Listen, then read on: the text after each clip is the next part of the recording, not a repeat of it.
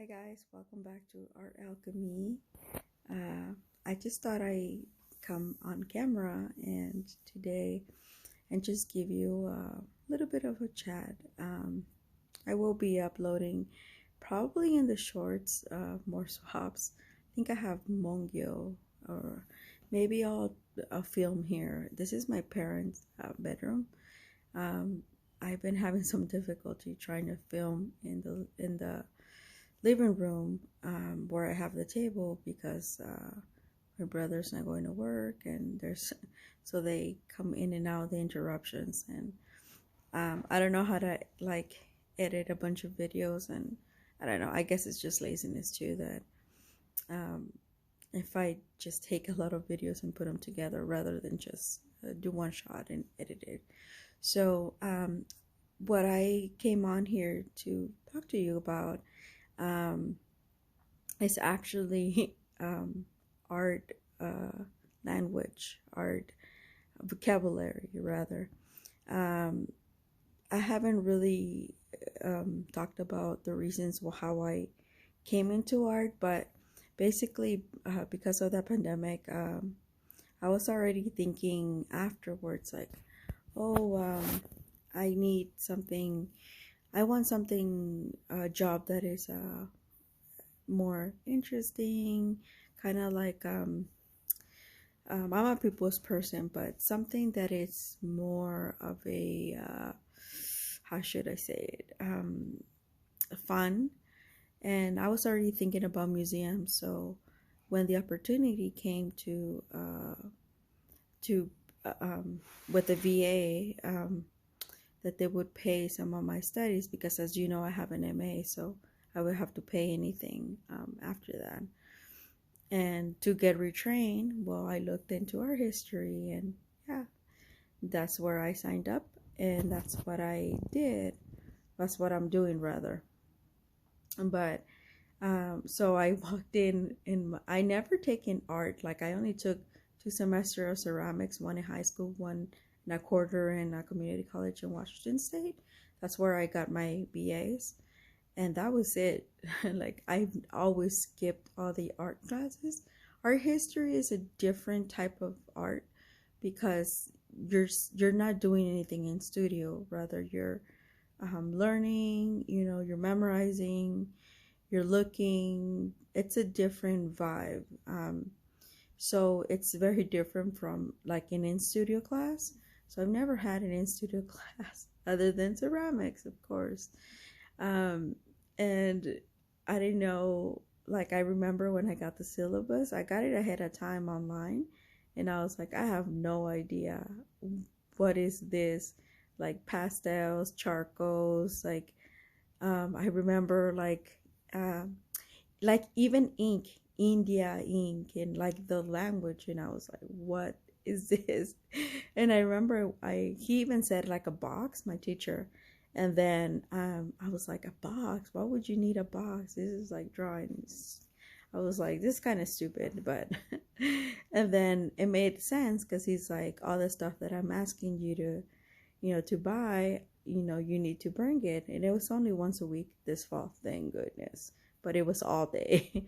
and and I remember when I got the syllabus, when we went to class, and he kind of went over and explained and said, oh, you need this, next week, and then after that you could just, get the stuff as you go, or purchase it or whatever. And I remember I went to Michael's and Hobby Lobby, and I spent an awful time looking at the stuff, looking at my list, and I would see people pass by, and sometimes I ask them. Sometimes they didn't even know either, and it was like, oh my god, I'm like, and there were so many brands. That was another thing. My teacher never said, hey, this brand is better, this one's okay, depending on your price range, whatever. Like on this type of, like, the charcoals, the brand doesn't really matter, because charcoal, all you do is spread it on your paper, whatever. So it doesn't matter if it's a good brand or bad brand, because I mean, you're going to basically destroy it. So that's that. But but like the pencils, like the Prismacolor, the color pencils are really good, and I haven't tried those. which I'm not, because well, I'll tell you that why. They have a really good rating. A lot of people use, a lot of professionals use them. They're very popular here in the U.S. And they're not made here. They're made, because I turned the tin around. They're made in Mexico, actually, and that is the reason that I was like surprised how they perform, because I didn't know about brands. So I bought the Prismacolor because I got a discount at Michael's. So I bought the 12 graphite pencils from Prisma. Like I said, my teacher just said, like, these are your art supplies, Blake, you know, warehouse art supply, whatever, in LA. And then you could go to the Michaels or Hobby Lobby, whatever, And I bought some like stuff like my big sketch pad online on Amazon, because I still had time with that, like and my drawing pad, or the one that got stolen. Yeah, that was another story. Another story for another day. But anyway, so I did that, and when I came back, I mean, it was always something. It was like an introduction to an introduction of an introduction. That's how I felt. And I was like, oh my God, what is all this stuff? This is crazy, you know what I mean? Because I thought, drawing class, I even thought we were going to have like normal tables. No, we had like you were standing or you were sitting on a stool, but it was so uncomfortable that you might as well just stand. And time went by fast, I remember, but I in my thought is like, when you think of drawing, oh, you need a sketch pad, right? And like a pencil and eraser. That's it. Nothing else. But no, this is completely different. But I was so overwhelmed, and it never occurred to me to look up this stuff on YouTube until later.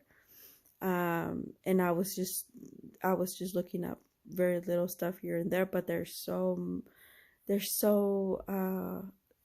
much to learn, and stuff like that. But anyway, for the Prismacolors, the graphite that I got, so I thought they perform okay, because I didn't know any better, right? I've never tried any other graphite pencils, and this is where my teacher should have allowed us to try in class, just like swatch a couple of different brands, so that we would have made the right choice for ourselves. So I went and got the Prismacolor graphite pencil. I even asked this young girl who was and she was already, she already worked with the Prismacolor pencils. So I got the graphite. Same brand, different thing. She said, I never bought the graphite, yada, but I think because of the brand new good.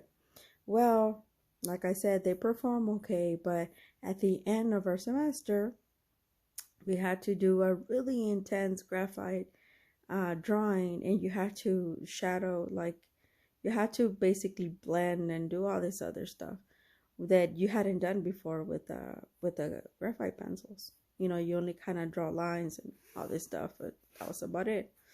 You didn't have to shade constantly. I remember, I think I shaded like a week and a half on and off. It was a lot.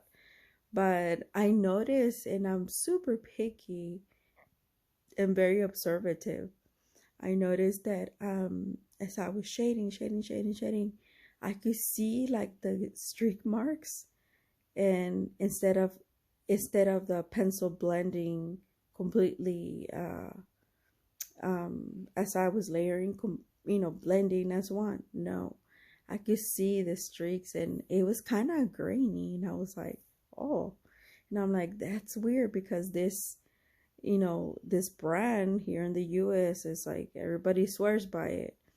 And I was like, no. And I should have gone with my gut instinct, which I should have bought the Lyra graphite pencils. I have them now, and which I'm so excited to try them. I even had the color pencils. That's how I got into the brand. I bought the color pencils, and then I bought paletteable packs, like a really nice small sketch, and they had like really jumbo pencils, which I like. I have to try those too, but I want to do it here. I'm gonna do a Lyra swatch, and I'm gonna do the rest of the Winsor Newton, And then today I'm gonna do the Mongyo. I have the oil pastels, soft pastels, both the soft pastels, oil pastels, and the soft watercolor pastels, and also the chalk. So and I have a watercolors from them, but I already swatched those. But I probably show them to you. But anyway, that's how I remember that, that's, and I was like, oh, back to the graphite pencils. Sorry, I'm on a tangent today. Yeah, and I was like, oh, that's really weird. I don't like that because I like my stuff to be really, you know, to blend if I need to blend. I don't want to see no grainness. I mean, unless it's pastels, because we all know it drops that the dust, but stuff like that. And I told my teacher actually, and when we were doing our own critique, and he was like, oh, I could give you a suggestion of that, but in my mind I was like, you should have done that day 2 or something, week 2, whatever. But because I didn't know, like, I've been through school, like as you all know, but I've never really known the mechanics of the art world. So that's why I'm having so much fun swatching and doing all this stuff. And also, let me backtrack. So art history and restudying this, or basically studying it, so I could start a new career into the art world. That was a desire that I had, and then it came true in June. But and then July I started taking classes online, and then physical a month, about a month and a half later. But why did that happen? I took a little break from getting jobs, temporary jobs, and I was all set. I wanted to work in university. I'm still gonna do that, but down the road. But maybe like teach a mixed media class or something, an international mixed media class. But when I got into like the art, like the drawing, and it was so intense, and I had an architecture class, and it was a little bit easier, but I mean, it was demanding towards the end. And then my 2 art history classes, which I'm never gonna do that. I don't have to anymore, but that was like a bit too much. I almost felt repetitive, kind of boring. But when the in studio drawing, so doing all that work, because it was like 9 hours per day. It was I spent a lot of time at home doing a lot of my home drawings and all this stuff, but because I really had to practice, and then they will come out all right. But that in itself, art on its own, is very, very healing. And that's what I did, that exercise about neuropathic. Like I said, art was a desire of mine, for art history. And I didn't know how many art in studio classes I needed to take, which are 2. I took beginning of drawing, and I'm going to take next month painting, acrylic painting, because watercolors, that's why I'm doing watercolors on my own, which is actually better, kind of, and more fun, because it doesn't qualify as an in-studio. My other in-studio choices are really boring, and I'm like, I don't want to do that. I want to do something physical, something with my hands. So this would serve well, and it's with the same teacher. But what I've noticed is that art is healing on itself, because last February my mom passed away, so I wanted something that kind of take my mind off of things. The first half of the last year was a very difficult year for me. There was a lot of changes, whether I liked them or not. A lot of old shadows came, and I deal with that. And well, anyway, that's how, when I went in full force with into my art classes, that helped me heal. And I didn't realize how much it did that until I took a pause around Thanksgiving, and I was like, wow, I really am enjoying this, and I feel different, because people are like, well, wow, you don't look sad because your mom. But I was like, but my mom didn't want me to be sad. I dreamt that, and I still see her in my dreams and stuff. But Yeah, art is does just that. And I said, no wonder a lot of people get into it. I didn't, that was never my intention. I just went with it because it was a study that I wanted to do so I could move into, shift into another slight career, because international relations, as you know, is very, very challenging. But anyway, but that's my little thing for the day. I hope you find it. If Let me know if art language like pastels, and it's just like how many, brands, and how many thing of pastels you want to have, how many watercolors, and then acrylic paint, and then oil paints. I have no idea about oil paints. I don't even know what's the difference between an acrylic and watercolor. Maybe the oil paints is like the difference, but I know, well, I do know that watercolors, they activate with water, and they just basically do with water. Acrylic, probably not. If you put too much water, I think you thin it down and it's not gonna be good. I don't know. But so watch YouTube videos. Watch, like, I watched the Frugal Crafter. She taught me a lot without even knowing.